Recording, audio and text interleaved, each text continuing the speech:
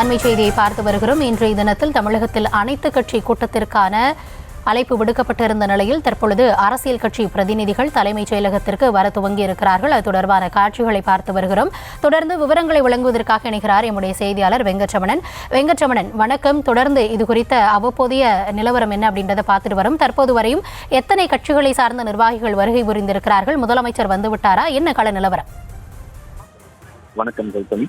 சென்னை தலைமைச் செயலகத்தில் இருக்கக்கூடிய நாமக்கல் கவிஞர் மாளிகையின் 10வது மாடியில் நாடாளுமன்ற தொகுதி மறுவரை தொடர்பாக அனைத்து கட்சி கூட்டமானது முதலமைச்சர் மு க ஸ்டாலின் தலைமையில் இன்னும் சற்று நேரத்தில் தொடங்க இருக்கக்கூடிய சூழ்நிலையில் இந்த அனைத்து கட்சி கூட்டத்தில் பங்கேற்பதற்காக அரசியல் கட்சி பிரதிநிதிகள் தலைவர்கள் தற்பொழுது நாமக்கல் கவிஞர் மாளிகை வந்து கொண்டிருக்கின்றன. குறிப்பாக இந்த அனைத்து கட்சி கூட்டத்தில் பங்கேற்க வரக்கூடிய அரசியல் கட்சி பிரதிநிதிகள் தலைவர்களை நாமக்கல் கவிஞர் நுழைவாயில் முன்பாக அமைச்சர்கள் தங்கம் தென்னரசு மற்றும் கே நேரு உள்ளிட்டோர் வரவேற்று உள்ளே அனுப்பி வைக்கக்கூடிய ஒரு சூழ்நிலை தற்பொழுது நிலவி வருகிறது.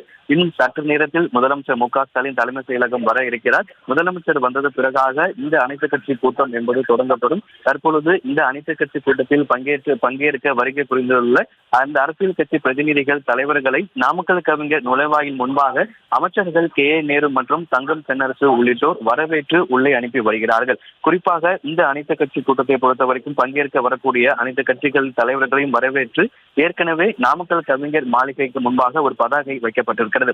அந்த பதாகையில ஒரே இலக்கில் தமிழ்நாடு போராடும், தமிழ்நாடு வெல்லும் என்கின்ற அந்த வாசகம் அடங்கிய பதாகைகள் அனைத்து கட்சி பிரமுகர்களையும் அன்போடு வரவேற்கின்றோம் என்ற பதாகை வைக்கப்பட்டிருக்கக்கூடிய சூழ்நிலையில் அந்த பதாகைக்கு அருகே அமைச்சர்கள் கே நேரு மற்றும் தங்கம் தென்னரசு ஆகிய 2 பேரும் இந்த அரசியல் கட்சி கூட்டத்தில் பங்கேற்க வருகை புரிந்திருக்கக்கூடிய அரசியல் கட்சி பிரமுகர்களையும் தலைவர்களையும் வரவேற்று உள்ளே அனுப்பியிருக்கிறார்கள். குறிப்பாக இன்னும் சற்று நேரத்தில் முதலமைச்சர் மு க ஸ்டாலின் தலைமைச் செயலகம் வர இருக்கிறார். அவர் வந்ததுக்கு பிறகாக சரியாக 10 மணிக்கு நாடாளுமன்ற தொகுதி மறுவரை தொடர்பாக அனைத்து கட்சி அரசியல் கூட்டம் என்பது முதலமைச்சர் மு க ஸ்டாலின் தலைமையில் நடைபெற இருக்கிறது. கௌதமி,